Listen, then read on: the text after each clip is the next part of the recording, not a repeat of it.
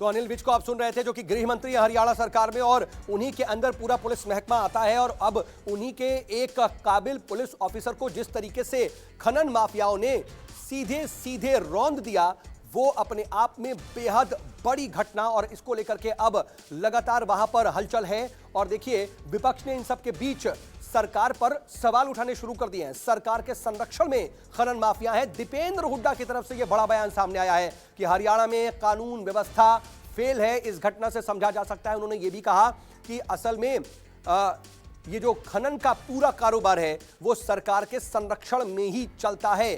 सरकार के संरक्षण में ही है खनन माफिया।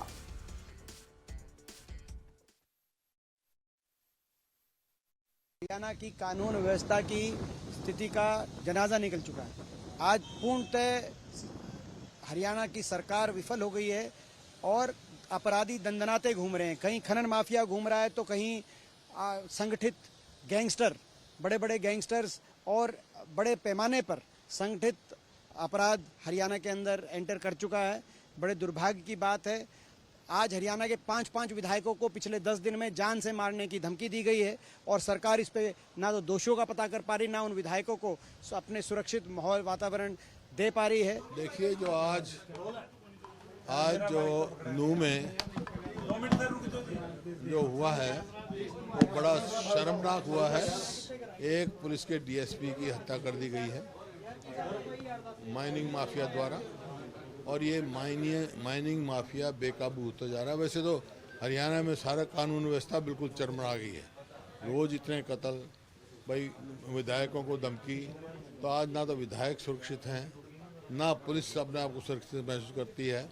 और जब तक अगर यही सुरक्षित नहीं है तो आम आदमी कैसे सुरक्षित होगा। आम आदमियों का विश्वास उठता जा रहा है। तो सरकार को तुरंत ऐसे कदम उठाने चाहिए ताकि आम आदमी में विश्वास कायम हो और कानून व्यवस्था चुस्त दुरुस्त हो। देखिए डाडम में हुआ, मैं स्वयं गया था वहाँ।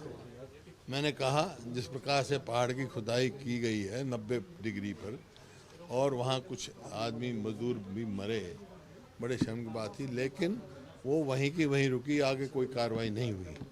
तो जिस प्रकार से एनजीटी ने कहा कि यमुना का रास्ता बदला गया, तो किसी न किसी की संरक्षण प्राप्त है।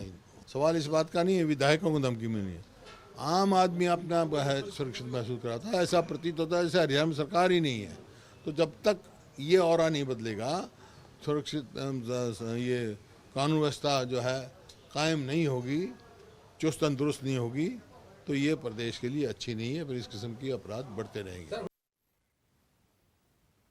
और देखिए, अब इस पूरे मामले पर सरकार पर आरोप लगा रही है विपक्ष, तो वहीं सरकार अपनी तरफ से यह कह रही है कि हम पूरी की पूरी कोशिश करेंगे और इस पूरे मामले में त्वरित कार्रवाई होगी, सख्त कार्रवाई होगी। लेकिन इस पूरे मामले में ग्राउंड पर क्या स्थिति है ये जानने के लिए सीधा चलते हैं। मेरे दो सहयोगी इस वक्त मेरे साथ जुड़ रहे हैं। मेरे साथ विमल कौशिक मौजूद है, तो वहीं अमित पांडे भी मौजूद है। और विमल लगातार उसी रास्ते की ओर आगे बढ़ रहा है। विमल, इस पूरी घटना ने एक तरीके से पुलिस महकमे में तो हड़कंप मचा दिया, क्योंकि एक डीएसपी एक ऑपरेशन के तहत जाते हैं वहां पर, खनन माफियाओं पर वो ऑपरेशन कर रहे हैं, लेकिन उनके हौसले इतने बुलंद कि उनको रौंद दिया जाता है।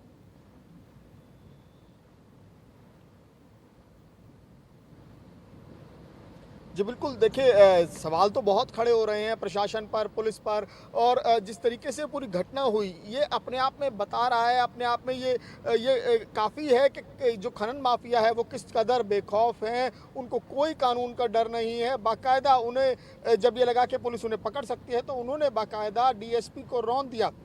जो डंपर चालक था, तो जब पुलिस की टीम वहां पर पहुंची, क्योंकि डीएसपी को ये खबर मिली, डीएसपी तावड़ू जो थे, सुरेंद्र सिंह जो है वो तावड़ू इलाका जो पड़ता है वहां के डीएसपी हैं, उनको ये खबर मिली कि वहां पर जो पंचगांव है वहां नूह में, वहां पर ये अवैध खनन चल रहा है, पत्थर को काट कर बेचा जा रहा है। तो उसके बाद वो अपनी टीम के साथ वहां पहुंचे, और जब वो वहां पर पहुंचे तो जानकारी मिल रही है कि 4 से 5 लोग वहां पर जो है वो लगे हुए थे, और डंपर में एक शख्स जो है वो डंपर चला रहा था। और उसके बाद तुरंत ही पुलिस को देखते ही तमाम लोगों ने भागने की कोशिश की, जिसके बाद खुद डीएसपी ने डंपर के सामने आकर उसे रोकने की कोशिश की, लेकिन डंपर चालक ने ना ही गाड़ी रोकी और ना ही गाड़ी धीरे की, बाकायदा और तेज गाड़ी करते हुए डीएसपी सुरेंद्र सिंह को रौंदते हुए डंपर वहां से भाग गया। अब जाहिर तौर पर पुलिस इस मामले को लेकर बेहद बहुत ज़्यादा अब तरीके से तैयारी कर रही है और 10 टीमें इसमें बनाई गई हैं। लेकिन सबसे बड़ी दिक्कत जो आने वाली है वो मेवात के उस रीजन को लेकर है, क्योंकि मेवात और नूह ये वो इलाके हैं जहां पर अक्सर हमने देखा है कि दिल्ली में भी कई बड़े जो गैंग एक्टिव हैं, जो क्राइम में एक्टिव रहते हैं, वो इस जगह से संबंधित रहे हैं। मेवात और नूह इलाके से काफ़ी क्रिमिनल एक्टिविटीज़ वहां पर होती हैं, तो ज़ाहिर तौर पर पुलिस को खासी मशक्क़त करनी पड़ेगी। लेकिन जिस तरीके से खुद सरकार ने ये मैसेज दिया है, खुद गृह मंत्री ने सामने आकर ये मैसेज दिया है कि चाहे किसी भी अन्य ज़िले की भी पुलिस लगानी पड़े, सख्त से सख्त कार्रवाई की जाएगी और जो भी दोषी हैं, जो भी इस पूरे घटनाक्रम के लिए जिम्मेदार है, उनके खिलाफ कार्रवाई की जाए। लेकिन सवाल ये खड़ा होता है कि ये तमाम कवायद बाद में क्यों होती हैं? ये ऐसे क्यों मेवात का पूरा नाम ऐसे क्राइम की उस जगत में इतने उससे लिया जाता है कि मेवात में ज्यादातर क्रिमिनल रहते हैं? तो बिल्कुल ठीक, आप पॉइंट रेज कर रहे हैं इस वक्त विमल। मैं आता हूं आपके पास क्योंकि अमित पांडे भी जुड़े हुए हैं। अमित, मैं आपका रुख कर रहा हूं क्योंकि देखिए इन सब के बीच में अब देखिए आरोप प्रत्यारोप का भी दौर शुरू हो गया है। सीधे सीधे विपक्ष ये कह रहा है कि जो पूरा का पूरा खनन का जो कारोबार है वो सरकार के संरक्षण में चलता है।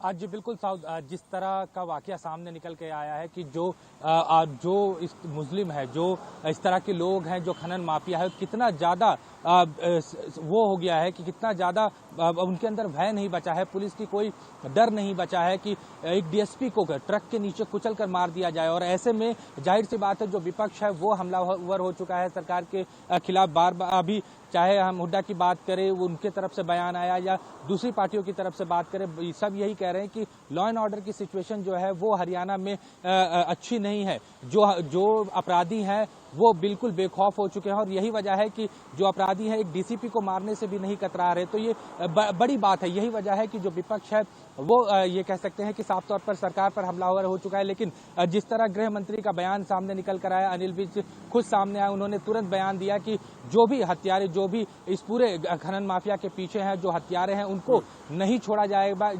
जाएगा। किसी भी बड़ी कार्रवाई से सरकार जो है पीछे नहीं हटेगी। और इसके अलावा देखिए ये कार्रवाई तो शुरू भी हो गई है। अमित, मैं आ रहा हूं आपके पास। नमस्कार, मैं हूं मानक गुप्ता। अगर आपको हमारा ये वीडियो पसंद आया हो तो इसे लाइक और शेयर जरूर करें और हाँ, हमें सब्सक्राइब और फॉलो करना ना भूलें ताकि आप देश और दुनिया की कोई खबर मिस ना करें। तो जुड़े रहिए हमारे साथ और देखते रहिए न्यूज़ 24।